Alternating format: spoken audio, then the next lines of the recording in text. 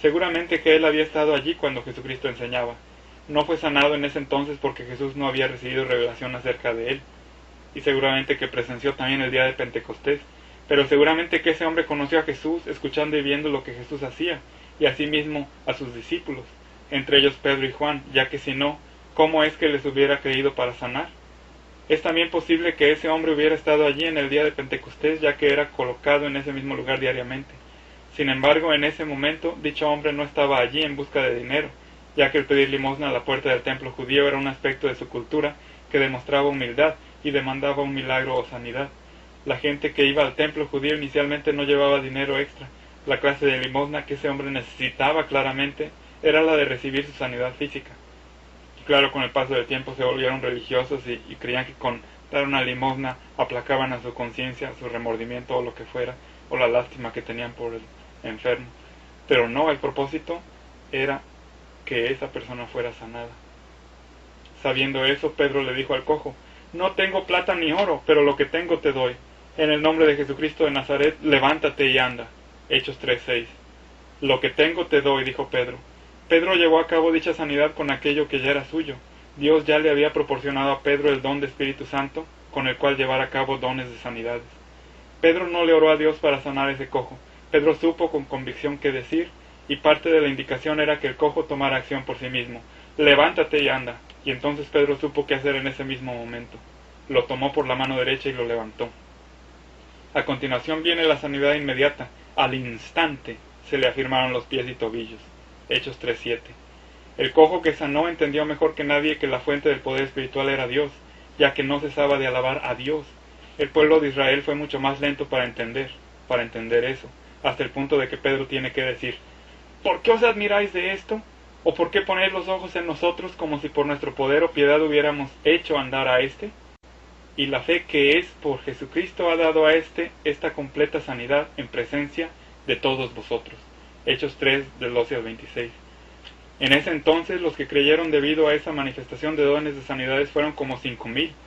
Si los sumamos a los primeros 3,000 que creyeron en el día de Pentecostés, después de que los 12 apóstoles hablaron en lenguas, tenemos que en muy pocos días la familia de Dios poseía más de 8,000 creyentes renacidos llenos del don de Espíritu Santo al manifestar dos evidencias: hablar en lenguas y sanidad, dones de sanidades.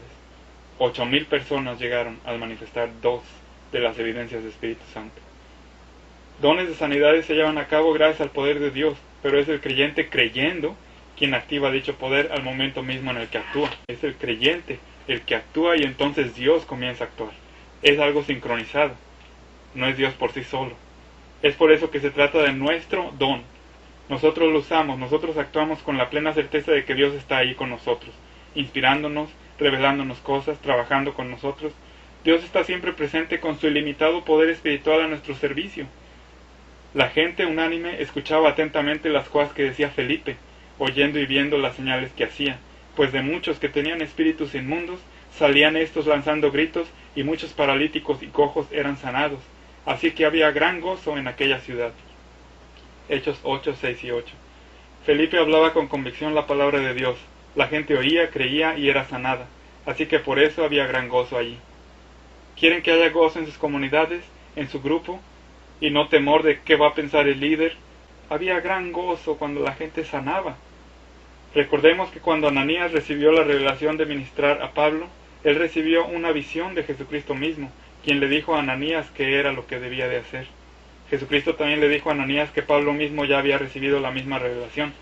Ananías vendría a sanarle. Todo lo que el discípulo Ananías hizo fue poner sus manos sobre Pablo y repetir la revelación que tanto él como Pablo ya habían recibido, en Hechos 9, 17 y 18. Cuando Pedro sanó a Eneas, quien llevaba 8 años en cama paralítico, le dijo: Eneas, Jesucristo te sana, levántate y haz tu cama. Hechos 9:34. De nuevo, un tremendo provecho adicional fue que esa sanidad fue conocida por todos los habitantes de Lida y de Sarón, los cuales se convirtieron al Señor. ¿Se imaginan? 2 ciudades completas haciendo a Jesucristo el Señor de sus vidas debido a un maravilloso milagro de sanidad. Eso mismo queremos para nuestro día y nuestro tiempo. Eneas, Jesucristo te sana, levántate y haz tu cama. Y las 2 ciudades creyeron. A continuación se nos dice que en la ciudad de Jope había también creyentes que por ser renacidos tenían también cada uno de ellos el poder de resucitar a Tabita. Sin embargo, carecían de la creencia necesaria para lograrlo, y eso no es una vergüenza. Hasta que tú logres la madurez en tu propia creencia, es sabio preguntar a otros que tú sabes que tienen la creencia para resucitar a alguien. Nosotros también necesitamos levantarnos en nuestra creencia, ya que todos los creyentes renacidos con Espíritu Santo dentro nuestro, tenemos la habilidad de resucitar a un creyente que ya ha muerto. Hechos 9, 36 al 38.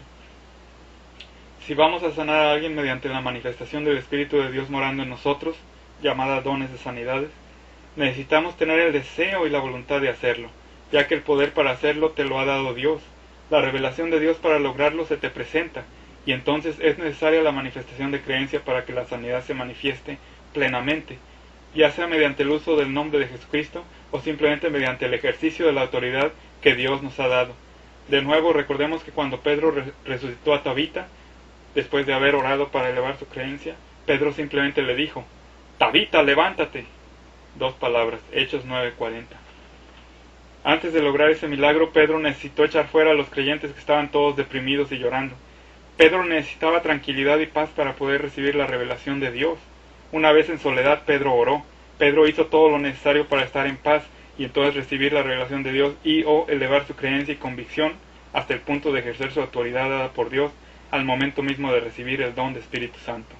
Hechos 9:40. Sin embargo, una vez que la revelación de Dios se le presentó y o hizo uso de la manifestación del Espíritu llamada fe y o su creencia llegó hasta el punto de desbordar, Pedro entonces dejó de orar y comenzó a actuar. Pedro dijo exactamente lo que Dios le dijo que dijera, lo que se sintió inspirado en ese momento a hablar. Esto vino como algo sincronizado, recordemos, como el hablar en lenguas, como el dar interpretación de lenguas, como el dar palabra de profecía. Pedro dijo exactamente lo que Dios le dijo que dijera y entonces resucitó a Tabita de entre los muertos mediante el poder de Dios que moraba en él. El siguiente caso nos muestra lo engañosos que son los espíritus malignos. Una muchacha que tenía espíritu de adivinación, un espíritu maligno, un demonio, espíritu de adivinación, gritaba: «Estos hombres son siervos del Dios Altísimo, ellos os anuncian el camino de salvación». Esto lo hizo por muchos días, repetitivamente, insistentemente, latosamente, molestándolos.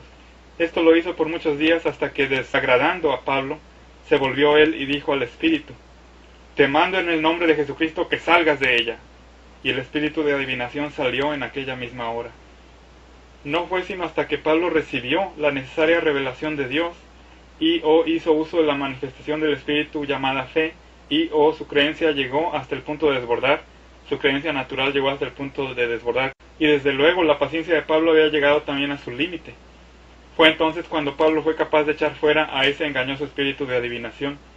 Ese espíritu de adivinación hacía a la muchacha repetir una misma verdad de una manera inadecuada, indecentemente y sin orden.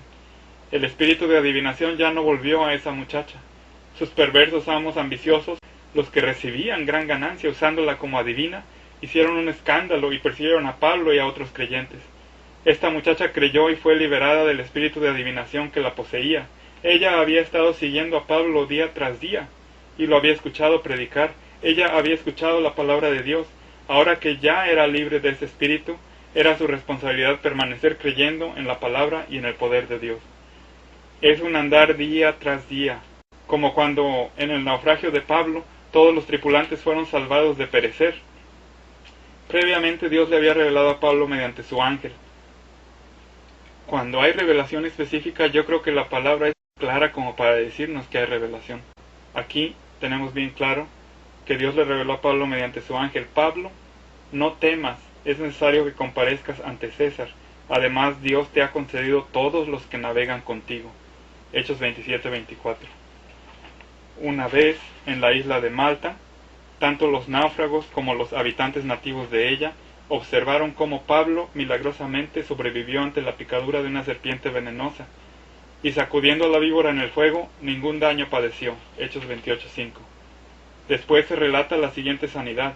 El padre de Publio estaba en cama, enfermo de fiebre y de disentería. Pablo entró a verlo y después de haber orado le impuso las manos y lo sanó. Viendo esto, también los otros que en la isla tenían enfermedades venían y eran sanados. Hechos 28:8 al 9. Pablo para ese entonces era prisionero. Sin embargo, el poder de Dios nunca puede ser reprimido, no importa lo que digan líderes o lo que condicionen religiones de hombres que se llenan de ambición y de soberbia.